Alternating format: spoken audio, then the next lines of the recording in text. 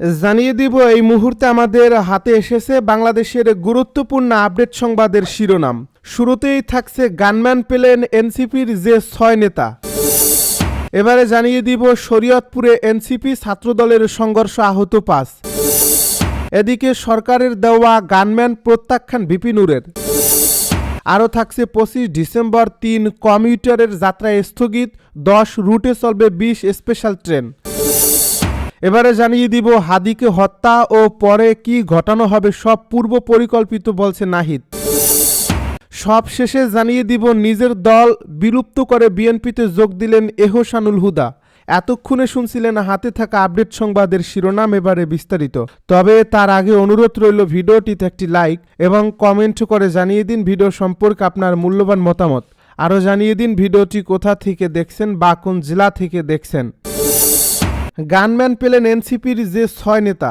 জুলাই যোদ্ধা, সমন্বয়ক ও সংসদ সদস্য প্রার্থী ও বিভিন্ন রাজনৈতিক দলের শীর্ষ নেতাদের ব্যক্তিগত নিরাপত্তা নিশ্চিতে উদ্যোগ নিয়েছে সরকার। এরই অংশ হিসেবে জুলাই আন্দোলনে অংশগ্রহণকারী সম্মুখ সারির কয়েকজনকে গানম্যান দেওয়া হয়েছে। তাদের ব্যক্তিগত অস্ত্রের লাইসেন্স দেওয়ার বিষয়টিও প্রক্রিয়াধীন রয়েছে। সোমবার দুপুরে সচিবালয় আইনশৃঙ্খলা সংক্রান্ত কমিটির বৈঠক শেষে ব্রিফ করেন স্বরাষ্ট্র উপদেষ্টা মোহাম্মদ জাহাঙ্গীর আলম চৌধুরী। তিনি বলেন, দেশে নিরাপত্তা ইস্যুতে কোনো শঙ্কা নেই, তবে আবেদনের পরিপ্রেক্ষিতে এনসিপির ৬ নেতা এবং প্রথম আলো ও ডেইলি স্টারের সম্পাদক সহ নিরাপত্তা ঝুঁকিতে থাকা ২০ জনকে গানম্যান দেওয়া হয়েছে।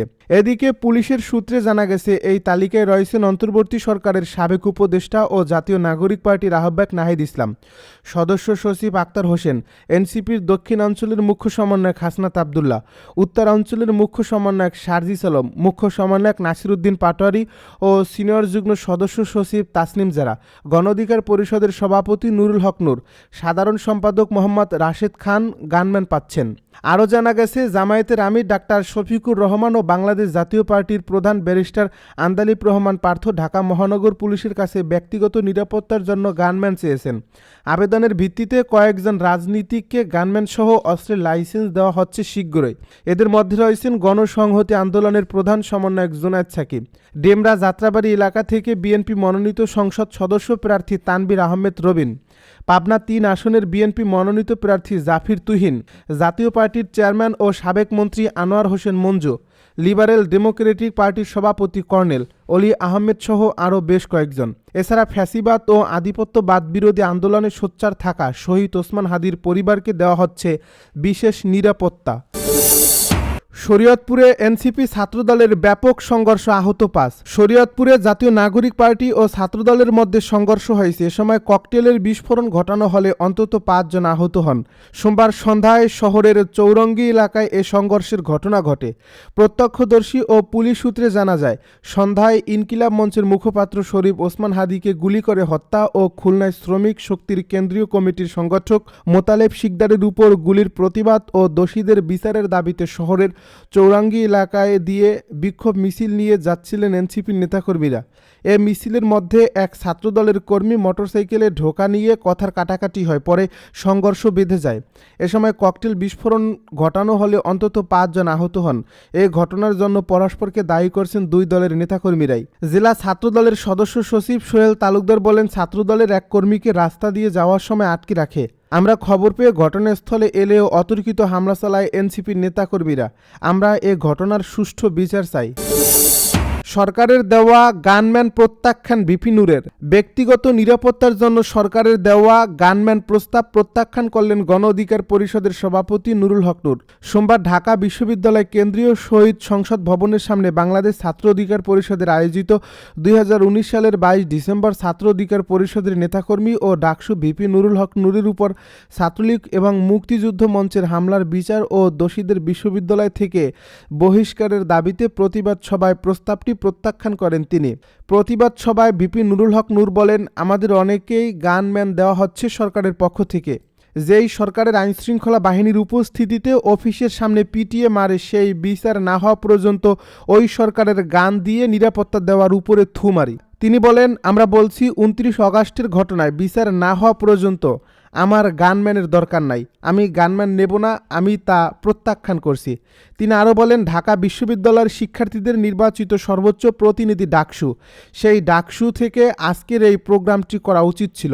এটা পরিষ্কার এবং সত্য উপলব্ধি যে অনেক বছর পরে যে ডাকসু হয়েছে সেই ডাকসু সার্বজনীন ডাকসু হতে পারছে না। এটি একটি নির্দিষ্ট রাজনৈতিক মতাদর্শকে প্রমোট করার জন্য এবং প্রতিষ্ঠা করার জন্য একটা প্ল্যাটফর্ম হিসেবে কাজ করছে বলে মনে হচ্ছে। আমি ডাকসু ও আমার নেতৃবৃন্দকে অনুরোধ করব, ডাকসুকে নির্দিষ্ট রাজনৈতিক দলমতের প্ল্যাটফর্ম পরিণত করবেন না। 25 ডিসেম্বর 3 কমিউটারের যাত্রা স্থগিত, 10 রুটে চলবে 20 স্পেশাল ট্রেন। বাংলাদেশ জাতীয়তাবাদী দল বিএনপির ভারপ্রাপ্ত চেয়ারম্যান তারেক রহমানের বাংলাদেশে ফিরে আসা উপলক্ষে দলের নেতাকর্মী ও সমর্থকদের ঢাকায় আসা যাওয়ার সুবিধার জন্য আগামী 25 ডিসেম্বর 10টি রুটে মোট 20টি বিশেষ ট্রেন চালানোর সিদ্ধান্ত নিয়েছে বাংলাদেশ রেলওয়ে। পাশাপাশি নিয়মিত চলাচলকারী কয়েকটি ট্রেনে অতিরিক্ত কোচ যুক্ত করা হবে। এ কারণে স্বল্প দূরত্বের 3টি কমিউটার ট্রেনের ওই দিনের যাত্রা সাময়িকভাবে স্থগিত রাখা হয়েছে। সোমবার রেলপথ মন্ত্রণালয়ের সিনিয়র তথ্য অফিসার রেজাউল করিম সিদ্দিকীর প্রেরিত এক বিজ্ঞপ্তিতে তথ্য জানানো হয়েছে। এ বিজ্ঞপ্তিতে উল্লেখ করা হয়, রাজবাড়ী কমিউটার, ঢালারচর এক্সপ্রেস এবং রোহনপুর কমিউটার ট্রেনের 25 ডিসেম্বরের যাত্রা স্থগিত থাকবে। বিশেষ ট্রেন চালানো এবং অতিরিক্ত কোচ যুক্ত করার কারণে এ সিদ্ধান্ত নেওয়া হয়েছে বলে জানানো হয়। আরও বলা হয়েছে, বিএনপির কেন্দ্রীয় ও আঞ্চলিক কার্যালয় থেকে তারেক রহমানের স্বদেশ প্রত্যাবর্তন উপলক্ষে নেতাকর্মী সমর্থকদের ঢাকায় যাতায়াতের জন্য বিশেষ ট্রেন ও অতিরিক্ত কোচ বরাদ্দের আবেদন করা হয়েছিল। সেই আবেদনের পরিপ্রেক্ষিতে রেলওয়ে এ ব্যবস্থা নিয়েছে। হাদীকে হত্যা ও পরে কি ঘটানো হবে সব পূর্ব পরিকল্পিত, জানালো নাহিদ। ওসমান হাদীকে হত্যা ও পরে বাংলাদেশে কি ঘটানো হবে তা পরিকল্পনা আগেই করা হয়েছিল বলে মন্তব্য করেছেন জাতীয় নাগরিক পার্টির আহ্বায়ক নাহিদ ইসলাম। সোমবার সংবাদপত্রের সম্পাদকের সংগঠন, সম্পাদক পরিষদ ও মালিকদের সংগঠন নিউজ পেপার ওনার্স অ্যাসোসিয়েশনের উদ্যোগে মব ভায়োলেন্সে আক্রান্ত বাংলাদেশ শীর্ষক যৌথ প্রতিবাদ সভায় তিনি এ মন্তব্য করেন। নাহিদ বলেন, শরীফ ওসমান হাদী তার একটা অ্যাক্সিডেন্ট হতে পারে এবং হওয়ার পর কি ঘটনা ঘটানো হবে বাংলাদেশে, এটার একটা পরিকল্পনা আগে থেকেই তৈরি হয়েছে। আমরা মনে করি আমাদের সবারই এটার পেছনে দায় আছে। আমাদের অনেক বেশি দায় আছে যারা আমরা জুলাই গণ অভ্যুত্থানে অংশগ্রহণ করেছিলাম। এখন যেটা হচ্ছে এটা সম্পূর্ণ পরিকল্পিত অপরাধ হচ্ছে এবং এটা পুরো দেশে রাজনীতি, নির্বাচনকে একদিকে নিয়ে যাওয়ার জন্যই এই পরিকল্পনা যোগ করেন তিনি। প্রথম আলো ও ডেইলি স্টারে হামলা, ভাঙচুর ও অগ্নিসংযোগের ঘটনাকে দুঃখজনক বলে নাহিদ ইসলাম বলেন, সরকারের ভেতরের একটা অংশের এখানে সংশ্লিষ্টতা রয়েছে।